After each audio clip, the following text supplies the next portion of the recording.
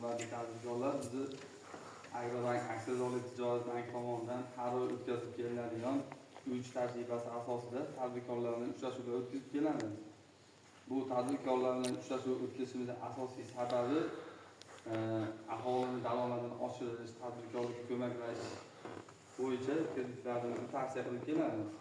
Hozirgi kunda Agrobank tomonidan 3 xil kreditlar ajratilyapti. Bular biznesga birinchi qadam, biznesga ko'mak, mahalla loyihasi hamda Prezident qarorining 312 sonli qarori bo'yicha 100 million kreditlar ajratilyapti.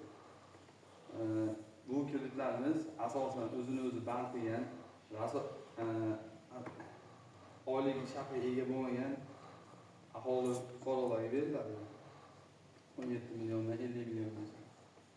Agar oilalarda tadbirkorlik qilmoqchi bo'lgan, kredit olmoqchi bo'lganlar bo'lsa, hujjatlar topshirib murojaat qilsanglar, kreditlar ajratib beramiz.